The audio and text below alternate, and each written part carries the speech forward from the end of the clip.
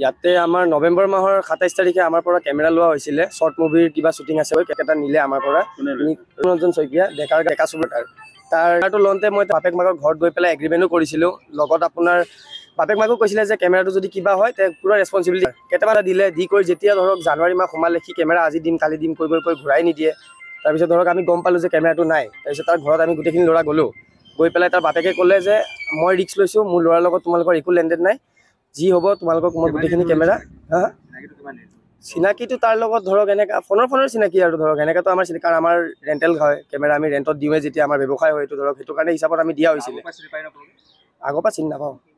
আৰু ডেকাৰ গাঁৱৰ ল'ৰা হয় যেতিয়া ধৰক ওচৰৰ পাজৰৰ ল'ৰা গমো নাপাওঁ যে এনেকৈ এটা ধৰক কিবা এটা কৰিব তাৰপিছত মানে কি বস্তুটো কৰে কি এটা কেমেৰা নি কৰি পেলাই ধৰক ভাড়া দিয়ে অলপমান দিয়ে আকৌ এটা কেমেৰা লৈ বিক্ৰী কৰি পেলাই আকৌ আমাক ভাড়া দি এনেকৈ চলাই আছিলে বস্তুটো আমি গম নাপালোঁ পিছত গম পালোঁ গম পাই তাক যেতিয়া ঘৰ চৰ হাল্লা চাল্লা কৰিলোঁ তাৰপিছত তাৰ বাপেক শুনতে আমাৰ ওপৰতে উল্টা কেছ দি দিলে গৈ পেলাই আমাৰ নিকন Z সিৰিজৰ কেমেৰা নিছে সব দামী কেমেৰা প্ৰায় কেমেৰাৰ টোটেলি বাজেট হয় আপোনাৰ 40 লাখ মান টকা আৰু প্ৰায় তাৰ পৰা 1500 টকা ভাড়া পাবলৈ আছে আৰু অকল আমাৰ বুলি নহয় আৰু বিভিন্ন জাগাৰ পৰাও কি লৈছে কেমেৰা লৈ কৰি ধৰক ঘূৰাই তাৰপিছত সি দিন তাৰপিছত আমাক এটা ডেট দিলে জানুৱাৰী তাৰিখে দিম বুলি এই 30 তাৰিখত সি গায়ব হৈ আৰু ঘৰৰ পৰা নাই আৰু বাপেক মাকে যেতিয়া আমি গ'লো কয় আমাৰ ল'ৰাটো ইম্পৰ্টেণ্ট হয় ল'ৰাটোক আনি দিয়া তাৰপিছত যিবা আছে কৰি লোৱা মানে বহুত ধমকি দিলে আৰু নানান ধৰণৰ তাৰপিছত পুলিচত আহিলোঁ ধৰক অলপ পইচা বিচাৰিলোঁ তাৰপিছত এইবাৰ মানে যোৱাকালি তাক শিৱসাগৰত ধৰা হ'ল ধৰি আহি তাকে এতিয়া আগত আমি কেছ দিছিলোঁ কেছ দিয়াৰ পিছত চুৰটোক মানে ধৰিব পৰা নাছিল কালি আপোনাৰ দিনৰ 12টামান বজাত টাউন পিয়াছৰ কল্পদা মোবাইল টেগ কৰি পিনে শিৱসাগৰত ধৰিলে খদৰ থানাৰ পৰা মানে খদৰ থানাৰ পৰা ইয়াৰ পৰা খদৰ থানাত ফোন কৰি জনাই পিনে মোবাইল টেগ কৰি খদৰ থানাৰ পৰা তাৰ শিৱসাগৰত খদৰ থানাৰ পৰা তাক ধৰি আনিলে আজি ৰাতিপুৱা আহি আমাৰ ইয়াত আহি পালে ল'ৰাটো ৰক্তিম শইকীয়া তাৰ ডেকাৰ গাঁও ডেকা চুবুৰী তাই মানে আমাৰ কেমেৰা 9টামান কেমেৰা কমচে কম আপোনাৰ 35 লাখ টকামান হ'ব আমাৰ লগৰ গোটেইখিনি আছে ইয়াতে আছে সি লৈ পিনে বিক্ৰী কৰি পলাইছিলে ঘৰৰ পৰা পলাইছিলে পলাৰ পিছত কেমেৰাখিনি লওঁতে আপোনাৰ ভাড়া শ্বুটিঙত ভাড়াত কাম আছে বুলি কৈ লৈ গৈছিলে এগ্ৰিমেণ্টো কৰি চব ডকুমেণ্টবিলাক আছে আমাৰ ইয়াতে আছে পাছত বাপেক মাকে এগ্ৰিমেণ্ট কোৰ্টত আহি এগ্ৰিমেণ্ট কৰিলে দিম বুলি থানাত আহি এগ্ৰিমেণ্ট কৰিছে দুবাৰ থানাত আহি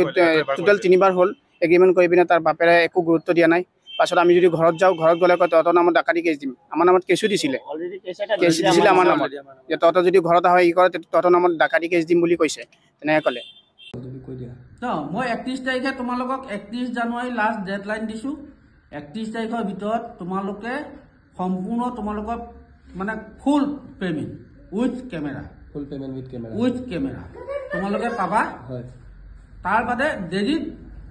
ইন কেছ মই যদি দিব নোৱাৰো তোমালোকে আইনী প্ৰক্ৰিয়া সহায় লৈ তোমালোকে যি কৰিব পাৰা একো টেনশ্যন নাই আইনী প্ৰক্ৰিয়া বুলি নহয় আৰু আপোনালোকে এটা গ্যাৰান্টি দিব লাগিব যে মই দিলোৱে মই তোমালোকক 31 তাৰিখ ডেডলাইন দিলোৱে 31 তাৰিখ মই ডেডলাইন দিলো তোমালোকক সেইটোৱে হৈ গ'ল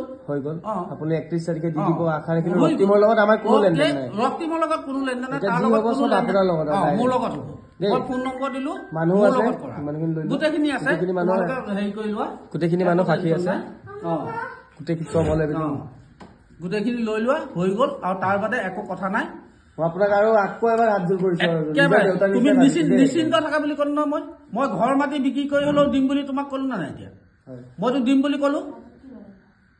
মই দিম বুলি কোৱাৰ পিছত আৰু কোনো হেৰি নাই একো নাই বছ হৈ গ'ল